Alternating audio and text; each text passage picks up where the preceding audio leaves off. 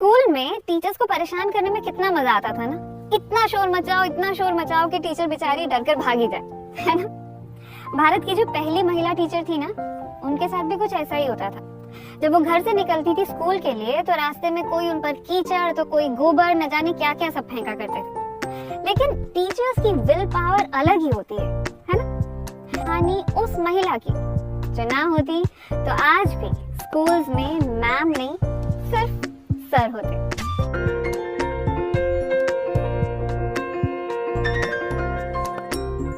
हम नौकरी क्यों करते हैं? पैसा कमाने के लिए, रुतबे के लिए, या फिर सिर्फ इसलिए कि घर से बाहर निकलने को मिलेगा? हर किसी की वजह अलग हो सकती है, लेकिन इस हम को अगर मैं मर्दों और औरतों में बांट दूं तो शायद वजह थोड़ी साफ हो जाएंगी। पैसा कमाना, घर चलाना, ये मर्दों का काम होता है।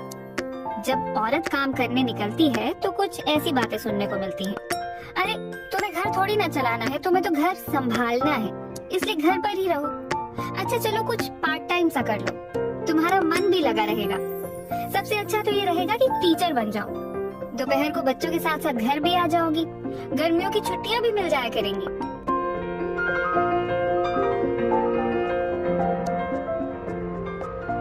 कभी सोचा है आपने कि औरतें टीचर और आदमी मैनेजर क्यों होते हैं? एक औरत जिस तरह से अपने घर को, अपने परिवार को, अपने बच्चों को मैनेज करती है, उसके बाद उससे अच्छा मैनेजर कोई हो सकता है क्या? लेकिन दफ्तर में किसी महिला को मैनेजर की पोस्ट मिलना कितना मुश्किल होता है। यकीन मानिए, एक जमाने में टीचर बनना इससे भी ज्यादा मुश्किल था। आज की कहानी है उस बहादुर महिला की, जिसके कारण भारत में औरतें टीचर बन सकी। ये कहानी है देश की पहली महिला टीचर सावित्रीबाई फुले की।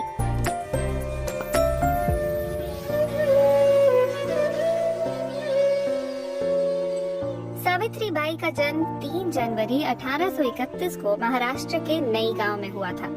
उनका परिवार माली समुदाय से नाता रखता था। आर्थिक रूप से परिवार की हालत अच्छी थी, लेकिन समाज में उन्हें पिछड़ी जाति का दर्जा प्राप्त था। ये वो वक्त था जब भारत पर अंग्रेजों का राज था। देश में और खासकर महाराष्ट्र में प्यूबर्टी से पहले ही लड़कियों की शादी करा दी जाती थी, यानी पीरियड्स शुरू हो सके उससे पहले ही लड़की ब्याह दी जाती थी। पढ़ाई लिखाई से उन्हें दूर रखा जाता था। वैसे भी देश में अभी एजुकेशन सिस्टम तैयार नहीं हुआ था। कुछ मिशनरी स्कूल थे जहाँ अंग्रेजों के बच्चे पढ़ा करते थे, और भारतीय लोगों में सिर्फ ब्राह्मणों के पास ही शिक्षा का अधिकार था।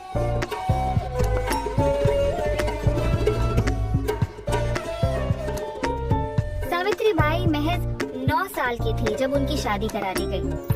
पति ज्योतिबा फुले की उम्र तब 13 साल थी। अच्छी बात उनके साथ ये हुई कि लड़का उन्हें पढ़ा लिखा मिला। ज्योतिबा हिंदू ग्रंथ पढ़ा करते थे, और उन्हें पढ़ने के बाद उन्हें ये समझ आया था कि सभी इंसान बराबर हैं। ऊंच नीच जात पात सब बकवास है, और ये बात दूसरों को तभी समझाई जा सकती थी अगर वो भी पढ़ना लिखना जानते हो। लेकिन पढ़ाई तो तब तक सिर्फ ऊंची जात वालों के लिए ही आरक्षित थी। तो शुरुआत उन्होंने की अपनी पत्नी से।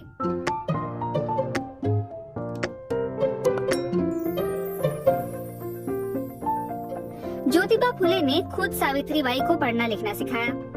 घर में सबके सामने सिखाते तो दिक्कत हो जाती, इसलिए दोपहर को जब सावित्री खेतों में उनके लिए खाना लेकर आती तो वहीं बैठकर उन्हें पढ़ाते। लेकिन ये खबर बहुत देर तक छिपी नहीं रह सकी। देर सवेर पिताजी को पता चल ही गया, और उन्होंने दोनों बेटे और बहू को घर से निकाल बाहर कर देने की धमकी दे दी। कहा, समाज में लोगों को पता चलेगा तो हम क्या मुंह दिखाने लायक रह जाएंगे। लेकिन आग तो अब लग चुकी थी, और पिताजी के चाहने पर भी उसे बुझाया नहीं जा सकता था। सावित्री ने पढ़ाई जारी रखी, और फिर सावित्रीबाई को एहसास हुआ कि पढ़ाई ने उनके जीवन को कितना बदल दिया है, और उन्हें समझ में आया कि अगर वे अपने आसपास की लड़कियों की जिंदगी को भी बदलना चाहती हैं, तो उन्हें पढ़ाना होगा।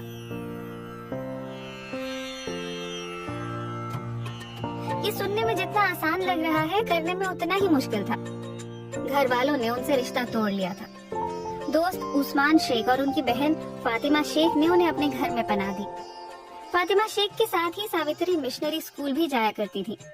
दोनों अच्छे नंबरों से पास हुई थी और टीचर बन के अपना ज्ञान दूसरी लड़कियों तक पहुंचाना चाहती थी।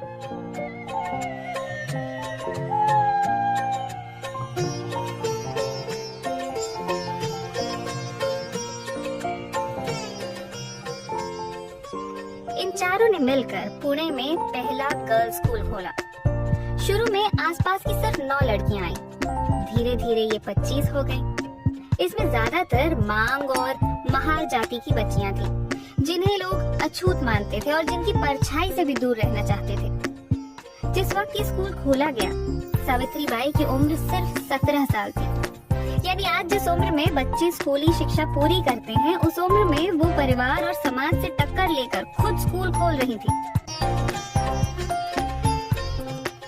ये स्कूल बाकी के स्कूलों से अलग था, क्योंकि यहाँ हिंदू ग्रंथ नहीं बल्कि गणित, विज्ञान, इतिहास और समाजशास्त्र जैसे विषय पढ़ाए जाते थे। 3 साल में सावित्री और ज्योतिबा ने मिलकर 3 स्कूल खोल लिए, जहाँ कुल 150 लड़कियां पढ़ रही थी। आसपास के इलाकों में तो इतने लड़के भी नहीं जाया करते थे जितनी अब लड़कियां जाने लगी थी। सावित्री और ज्योतिबा को रोकने के लिए कई टोटके अपनाए गए। कुछ लोगों ने तो ये भी कहना शुरू कर दिया कि सावित्री की हरकतों की वजह से वो अपना पति खो देंगी, वक्त से पहले ही पति की मौत हो जाएगी। किसी ने कहा कि पति जिस खाने को हाथ लगाएगा वो कीड़ों में बदल जाएगा। लेकिन इन दोनों को रोकना अब मुमकिन नहीं था। इन्होंने किसी की कोई बात नहीं सुनी। समाज ने उनका बहिष्कार किया। सावित्री जब सुबह तैयार होकर घर से निकलती तो कुछ लोग उनका पीछा करने लगते। रास्ते में उन पर सड़े हुए टमाटर, अंडे, गोबर और पत्थर फेंकते।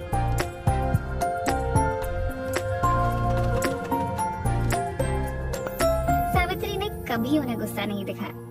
एक बार तो रुककर बोली, भैया, मैं तो आपकी बहनों को पढ़ाने अच्छा काम करने जा रही हूँ। ये जो गोबर और पत्थर आप मुझ पर फेंक रहे हैं ना, ये मुझे डरा नहीं रहे, बल्कि ये तो मेरा मनोबल और बढ़ा रहे हैं। मुझे तो ऐसा लग रहा है जैसे आप मुझ पर फूल बरसा रही हैं। मैं अपनी बहनों की सेवा करने जा रही हूँ, लेकिन मैं आपके लिए भी दुआ करूंगी कि भगवान आपको सद्बुद्धि दे।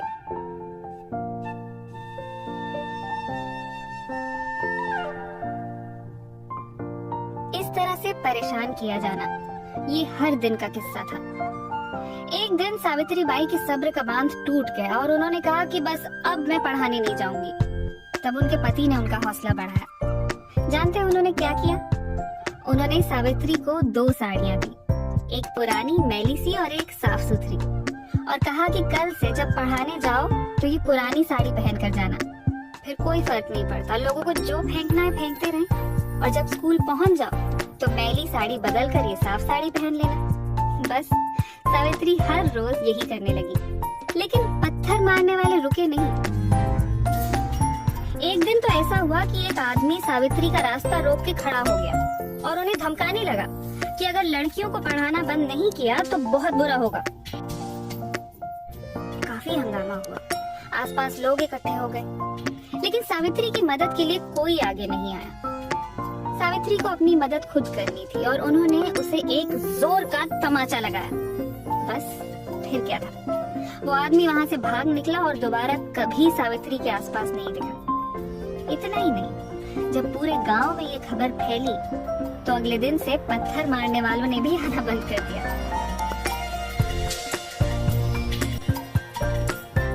औरत जब तक सहती रहती है तब तक उसे कमजोर समझा जाता है। बस एक बार हिम्मत दिखाने की जरूरत होती है और सामने आ जाता है कि असलियत में कमजोर कौन है। सावित्रीबाई ने कई कविताएं भी लिखी।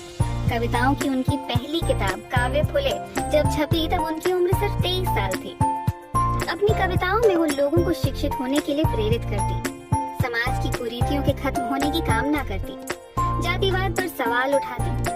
उनकी सहेली फातिमा शेख ने उनकी कविताओं का उर्दू में अनुवाद भी किया। फातिमा पहली मुस्लिम टीचर थी, उनका भी सफर आसान नहीं था।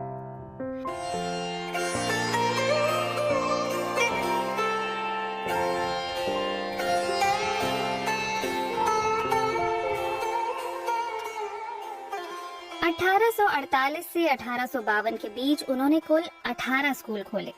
न केवल उन्होंने लड़कियों को पढ़ाया बल्कि उस जमाने की कुप्रथाओं जैसे बाल विवाह, सती और जाति भेद के खिलाफ भी आवाज उठाई। एक बड़ी समस्या कम उम्र में लड़कियों के विधवा हो जाने की भी थी।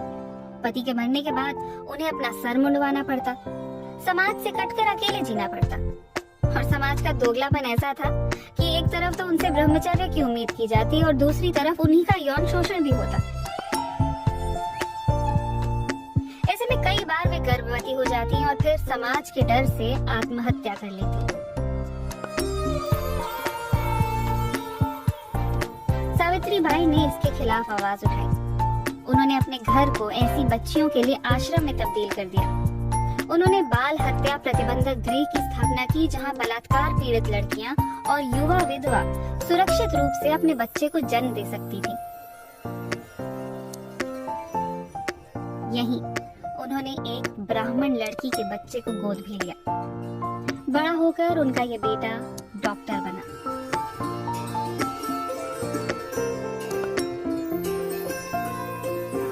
सावित्रीबाई खुद कभी मां नहीं बनी।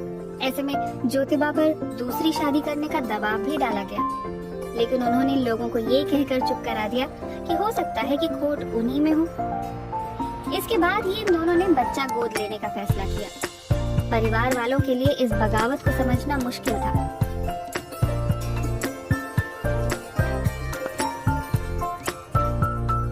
सावित्रीबाई तो आसपास के नाइयों से भी जाकर लड़ गई थी ताकि सिर मुंडवाने की प्रथा को खत्म कर सके। इतना ही नहीं, उन्होंने अपने घर में ही एक कुआं भी खुदवाया था ताकि अछूत कहे जाने वाले लोग भी वहां से पानी भर सके। दोनों पति पत्नी ने मिलकर विधवाओं की दोबारा शादी कराने और उन्हें समाज में जगह दिलवाने की दिशा में भी बहुत काम किया। उनके बेटे यशवंत ने दूसरी जाति की लड़की से शादी की।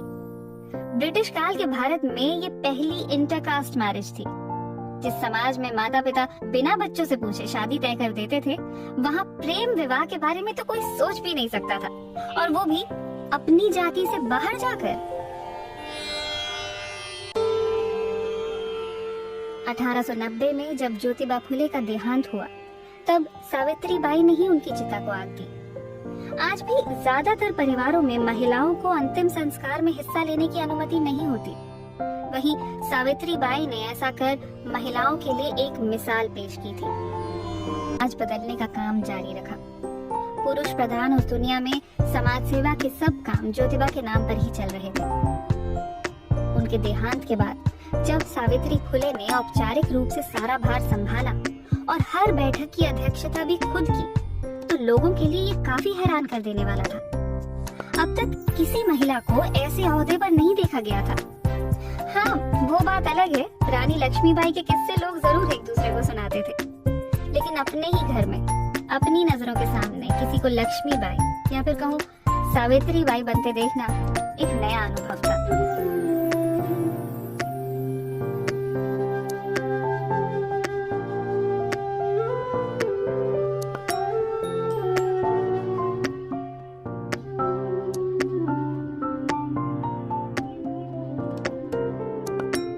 भूखमरी, अकाल, सूखा, उन्होंने ये सब देखा और हमेशा समाज सेवा में लगी रही।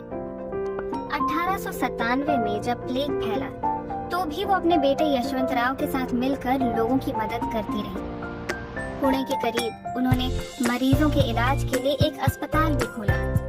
वो जरूरतमंदों को वहां लेकर आती और उनका बेटा मरीजों का इलाज करता। इसी दौरान वो खुद भी बीमार हो गई। 10 मार्च 1897 को 66 साल की उम्र में लोगों की सेवा करते करते उनकी जान चली गई।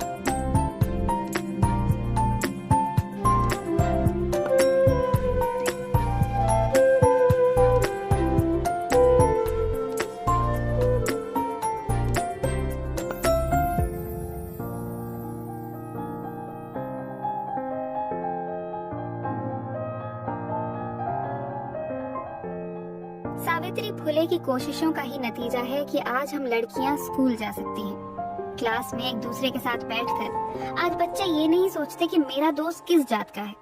ब्लैक बोर्ड पर अपनी टीचर को चौक से लिखता देख उनके मन में ये नहीं आता कि औरत यहाँ क्या कर रही है। और इस सब के लिए हम सावित्रीबाई फुले के शुक्रगुजार हैं। वो ना होती तो ये बदलाव ना आया होता। और आज हमें ये कितना नॉर्मल लगता है। लोग कितनी आसानी से कहते हैं कि टीचर बनना तो औरतों का ही काम है।